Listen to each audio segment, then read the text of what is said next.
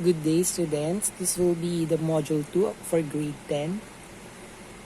And the learning competency will be determining the effect of textual aids like advanced organizers, titles, non-linear illustrations, etc. on the understanding of a text. So you will start answering on page 3. What I need to know. So the directions, read the following statements below and encircle the letter of the correct answer. So you will just identify the term being described in the statement. Number 1, and you will just write the letter on the answer sheet. So it is up to 10 letters only. And for the second part, it will be matching type. Match the textual aid illustration in column A to its type in column B. Then write the correct letter on the space provided before the number.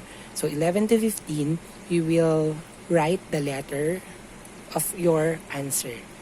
So for example, this one, number 11, what kind of graphic organizer? Is it letter A, B, C, D, or E? So you will just write the letters of your answers on your answer sheet. Then, what's in?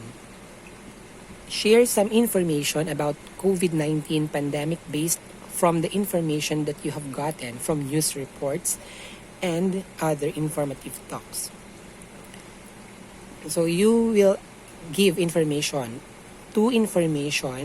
about COVID-19 that you have gotten from news report, maybe in television or radio or any updates on social media application. So you can write what you know about COVID-19 pandemic, two information. So for what's new, you will read the news story below and see how the Cotello family faced the challenges brought by the coronavirus. So family closes computer shop amid pandemic, turns to selling chicken wings to aid the sick kin. So you will read and comprehend the text. What happened to the family? What did they do after they encounter pandemic, or how they are fighting life challenges brought by pandemic? What did they do, or what are the plans, what are the strategies they have made and they are using up until now to survive the challenges. And you will answer the Insta diagram. Directions: answer the following questions using the diagrams provided. So, the name of the family, COVID-19 pandemic, what are the effects? So you will write the effects of COVID-19 pandemic to Cotello family. So you will write 3 effects. So how to answer this? You may copy this illustration to your answer sheet. Then you will also include 3 boxes or rectangles to where you will include your answers. Number 2, how did the Cotello family deal with the problem they encountered during pandemic? So we have table here, you can copy it on your answer sheet. Problem, what are the problems they have encountered and what are the solutions they have used, or how did they come up with that problem? So here problem, then here solution. All of the answers here can be found in the text. Then processing questions, we have processing questions here.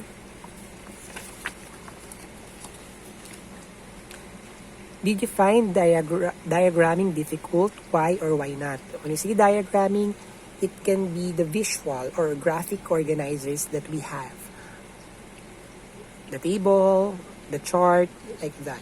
So, is it difficult or not? Or is it easy? Why?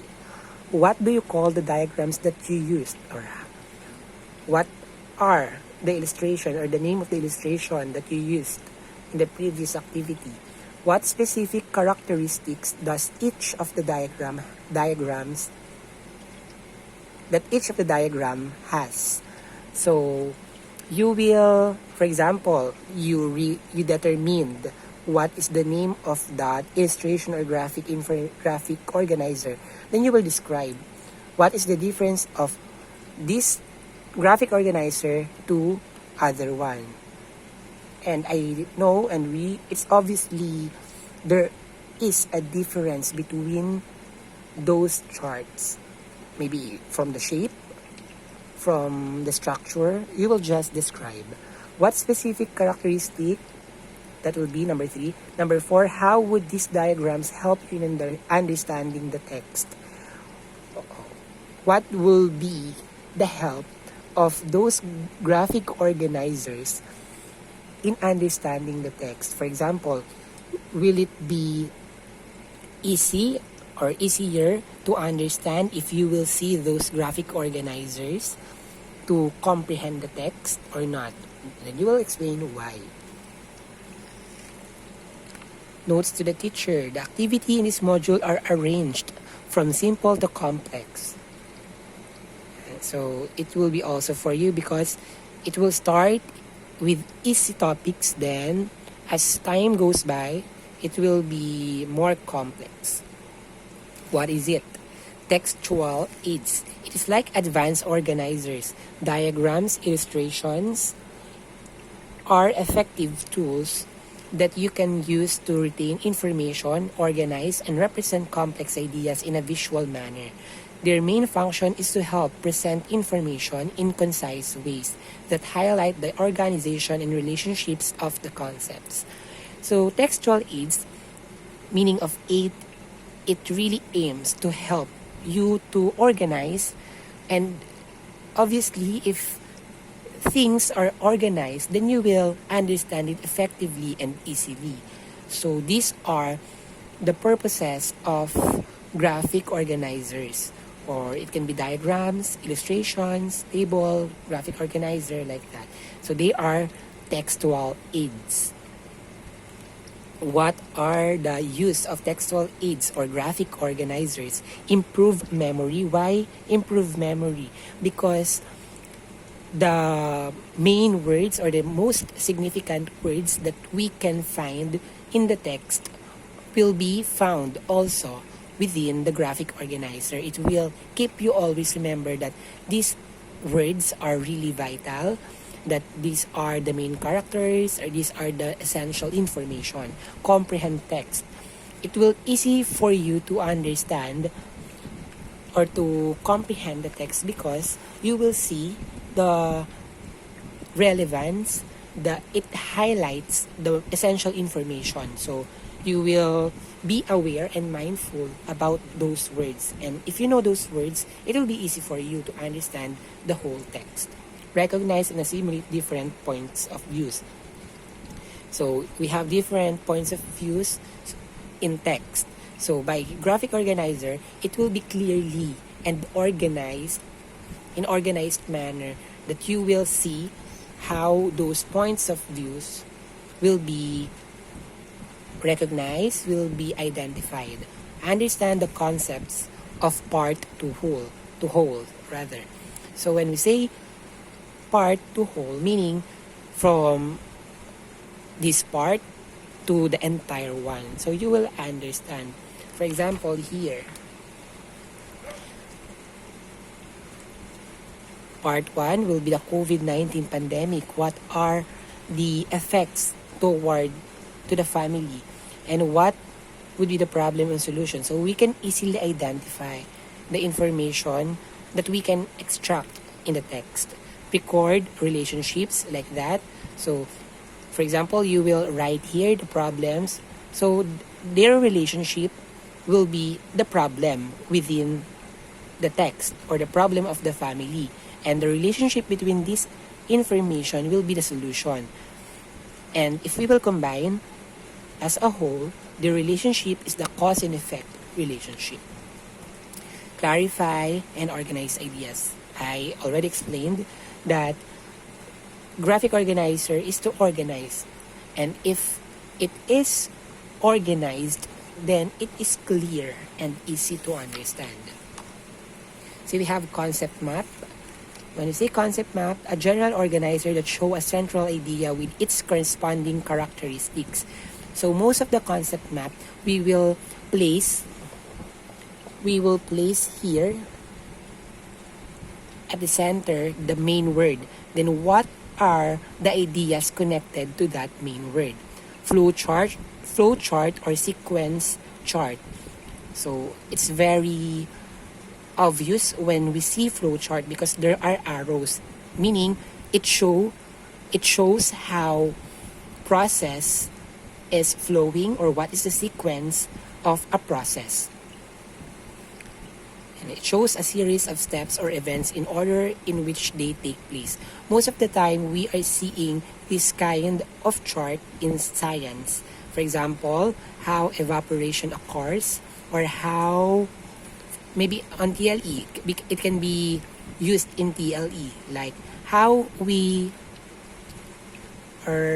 plants will be cared or will be nurtured, like that, in garden, for example. So it can be already in science or in other subjects.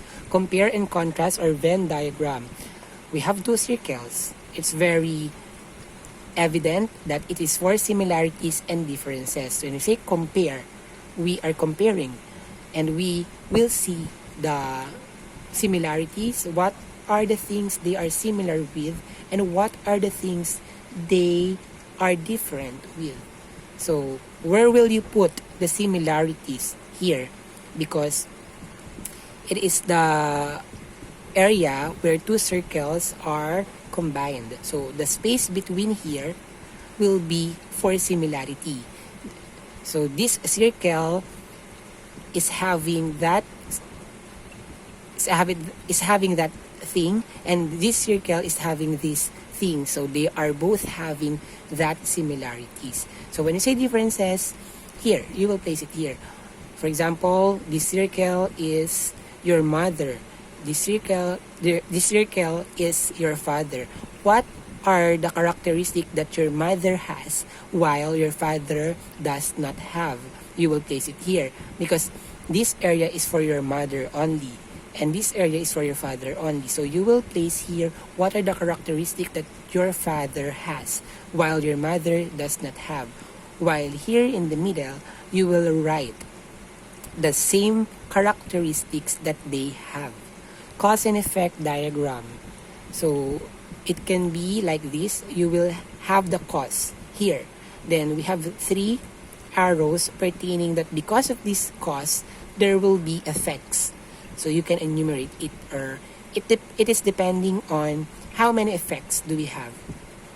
Graphs, it can be pie, line, bar. When you say pie, it is like a pie, the food that we eat, like a buko pie or pizza pie. We have line because we have this one, the line. We have the dots, and after we have the dots here, based on the information, we will connect and we will form a line. We will see if it is increasing, decreasing, fluctuating, or else.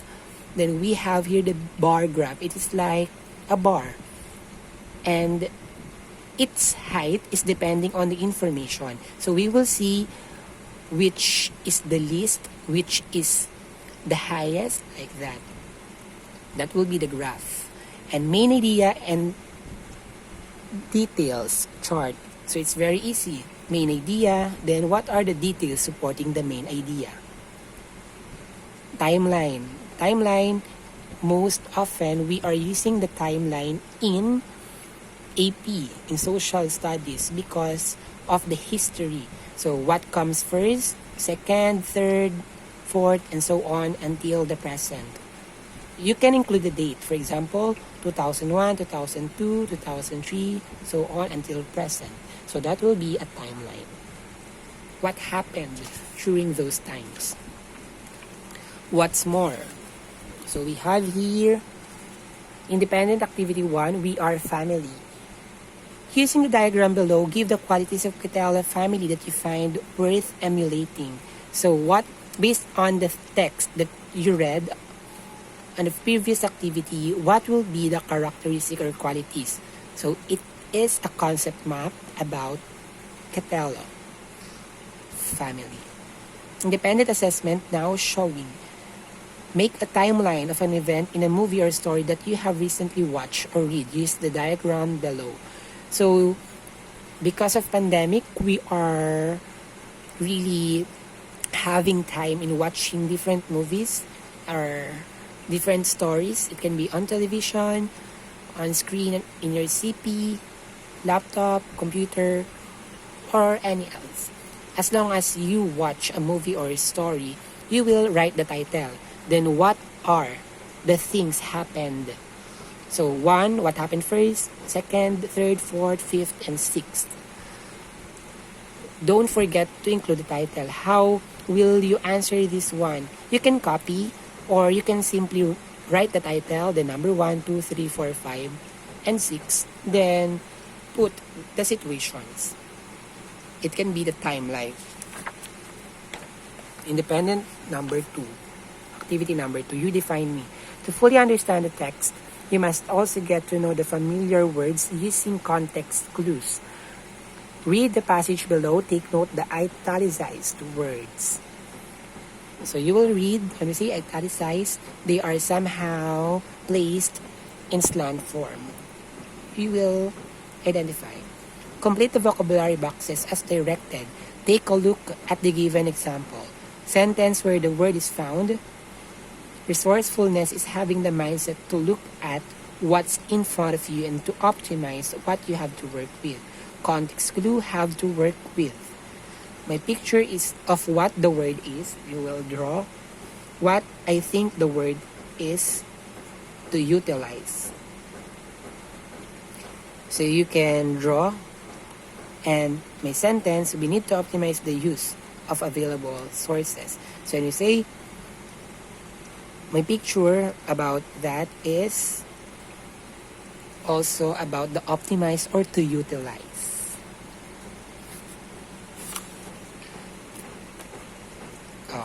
Okay, so the same, this will be the example, the format.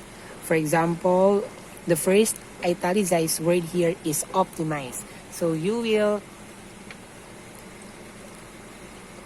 write the sentence where it is found. Then the context clue, meaning what do you think is the clue or the synonymous word, or what are the words that are opposite to the italicized word. You will write it here, context clue. Then what I think the word is, what is your thought or what is your guess, educational guess about that word. Then my picture of what the word is, you can draw, then put it in your own sentence. So we have many words here in italicized, which are italicized. Then you will put it in this format. You will answer. So each italicized word will be answered. These 5 illustrations. So we have 1, how, where the sentence you found it, and context clue, what are the ideas that giving clues for you to know the meaning. Then after finding the clue, what do you think is the word or the definition of the word? Then the picture, you can simply draw what is the picture all about. Then create your own sentence. Tabayanahan spirit. So you will read this one and you will have the getting the main idea. So what is the main idea? When we say main idea, it is the most tackled. It is the most focused, or it is the word given a lot of attention in the text. So you will write it here. Then, if it's the main idea, what are the supporting ideas? Activity number 3, past to present. So when you see past to present, what happened before, which is different from what is happening now. Compare the past and the present by hand practices by using the diagram below. Or what happened to the past Again, you may or you can draw these illustrations on your activity sheet, or you can write it or draw it on your answer sheet. Then inside those illustrations, you will put your answers. So when you say past, what are the practices done before when you say bayanihan? And what is happening that represents bayanihan nowadays? Especially, it is pandemic time. What is happening present? Independent assessment number 3. So based on this pie graph, why pie graph? Because it looks like a pie graph or a pie. And give your interpretation about it. Write your answer on the space provided below. So the title will be Lila's Online Shop, June 2020. So what do you think is the most sold product according to the graph? Or what is the least? Or what products have almost the same percentage? You can include it. For example, the most selling product from Lila's online shop will be this one because it has the percentage of. Then the least selling product will be, then put the percentage. It can be like that. You will just describe, you will summarize the information that you can find because we cannot find sentences here. So you will make sentences out of that pie graph. What I have learned. Having gone through different activities, do you learn now the differences of textual aids? Complete the statement in the speech bubble. So I have learned that you will write, you will give your learnings about this module number 2. I wonder if you have question, you may include it here. It can be in a paragraph form on your answer sheet. What I can do, a mask is a must. Write a persuasive essay about the theme. Life is precious, be cautious. Wear a mask, save a life. So the rubric will be content. If you really explained how important wearing mask is, then you will have 10. Coherence, when you say coherence, it is the unity. For example, from sentence number 1 down to the last sentence, you are pertaining to one topic. They are connected, they are having relationship, then you will get 5. And grammar, if you are using the subject-verb agreement well, then you will get the 5. Word choice, if your words are really suited, if your words are appropriate and easy to understand, and you use it comprehensively and effectively, then you will get 5. In total of 25. Assessment. So you will write the correct answer, the letter of the correct answer. From 1 to 5, then 6 to 10. Tell what kind of graph. Letters only. You will choose the letter in column B. Oh, for example, what's the title? What's the name of this graph or illustration? You will find it in column B. Write the correct letter of your answer. Directions. Study the pictograph and answer the questions that follow. So, based here in this illustration, pictograph, when we say pictograph, it uses icon like this one. For example, this icon, a bigger one, is for 10 students, while this icon will be for 5 students. If you will count, what would be? So you will answer these questions. Additional activity. High five. Another achievement unlocked. Textual aids like graphing organizer and non-linear text are indeed helpful tools for interpreting and understanding a text. Now you already have the ability and skill to transfer information. Also, as you go through this module, you have appreciated the resourcefulness and the bayanihan spirit of us, Filipinos. For an additional activity, make a poster highlighting these remarkable Filipino values that we must be truly proud of. So you will make a poster, meaning a drawing, about remarkable Filipino values like bayanihan. So that's all for module number 2. Again, do not write anything on module. You will provide, or there is provided, answer sheet, or if you don't receive, or if you did not receive it, you may have your own intermediate or one whole paper, bond paper, any paper which is available at home. Thank you. God bless and answer.